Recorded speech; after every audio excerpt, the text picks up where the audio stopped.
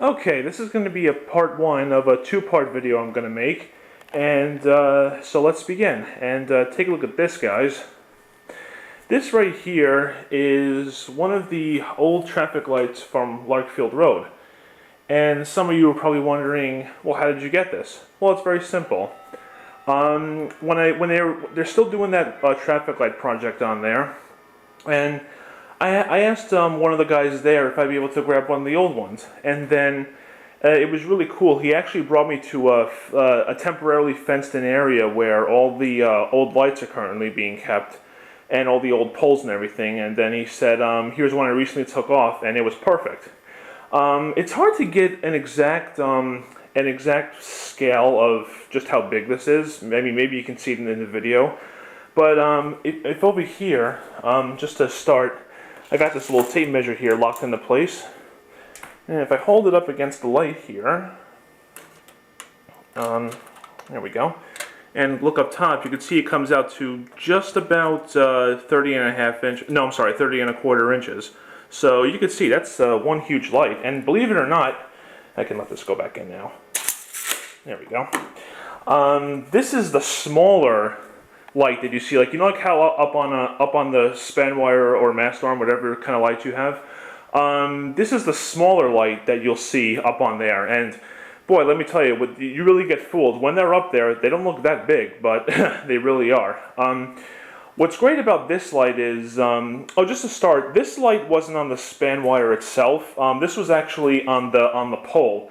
I'll put two links in the video description for you, just to show you where this used to be located. And I'll show you. Here's something interesting. This light, they told me, has been there since the late '60s or so. So that's one hell of a vintage light. You can see there's a couple of paint coming off and things like that. But when you have a light there for what would that be? Almost 50 years or so. I mean, that's not that bad. To my knowledge, I think the visors maybe were changed maybe once or twice, they told me, but I mean, this thing itself obviously is all original, so that's awesome. And I'll show you the inside actually. I have this, the way they open is actually very simple. You just, here, I'll just give you a shot of the lenses first. You can see the colors, all that good stuff. Okay. This one, this is very simple. What you do is, I loosen this nut already to make it easier. You just slide it away, and now watch this. The compartment opens. And inside you can see you got the lens right there, and here's the light bulb with the reflection plate behind it. And even this opens up too, I'll show you. And look at that. These are all the connections and everything. This is going to the sequencer I had installed. I'll get to that maybe later or in the next video. And as you can see, it's very simple. You got your regular wire, your neutral or common wire. It's a very simple thing. It's very easy installation. I actually have oiled both these and these doors here, because when I first got this light, when I tried to open this thing up, it was pretty difficult to move over, but I got some 3-in-1 oil. Now this thing just glides like there's nothing on it, and it's wonderful. And let's go put this back in. Like I said, next video I'll show you of it in operation. One thing I do plan to do eventually is I want to replace these visors with the cap style ones, just because they don't hide the light as much, as you can see. But I'm going to see if I can try to find used ones somewhere, because I can get new ones, but the only problem with that is there's going to be a huge mismatch in the paint, because this is faded paint, and it all matches really well because they've all been there for just about the same time. So, I mean, if I was to do that, it would work, but it just wouldn't look very good. And here, I'll back away from it just so you can get an idea of how tall this thing is. And is it heavy? I mean, it has some weight on it, but it's more than easy to carry. It's not that bad at all. And yeah, basically, I think, and yeah, the only other modifications obviously are this is this hole I drilled in here and this power cord, which will be explained in the next video. But when I first got this light, I spent several days, cleaning the inside, checking the light bulbs, cleaning the reflectors.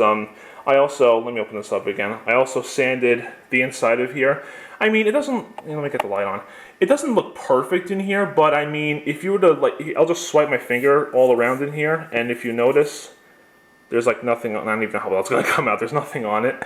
And, but it all worked out very well. So I did everything I could to make it look as good as possible. I mean, I was considering at one point actually painting it, but the only reason why I didn't go along with that is because I felt it would be better just to have it look more original as to how it normally looks. One thing I do like about this light too is that the lenses are made of glass and not plastic, so they're a lot more resistant to the heat from the bulbs, and you know they don't fog up. Well, I mean this light's not exposed to weather anymore, but they don't fog up over time either. And you can also see they have gaskets on here to make the bulb compartments weatherproof. And by the way they look, it looks like they've been doing a good job ever since they've been there. So, and here's something. Here's some parts of the old light. These are the old mounts because this, as I said, this was mounted directly on the pole. These were quite a pain to get off, but actually, the reason why I'm replacing these is because these are in very good condition, as you can see, but the newer ones I want to get, they're made of aluminum instead of steel. So they're a lot lighter than these, and they're specifically designed for wall mounting. Yes, that's right, I want to put this on my wall at some point, so that'd be cool.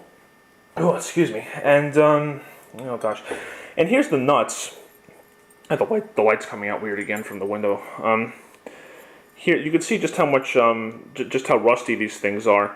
This one actually wasn't that bad. I just had to get some WD-40 and just pulled really hard with a big pair of pliers. But this one, I mean, geez, this one was quite a task to get off.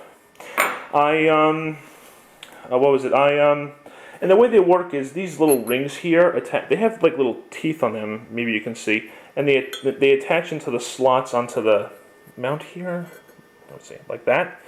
And if you look on top of the light here, you can see that there's also some teeth on top of there too. These right here, where is it? There we go. These are right on here. And that's just so you know, once you tighten those nuts, it holds the light in place firmly and it won't let it, turn around or anything like that.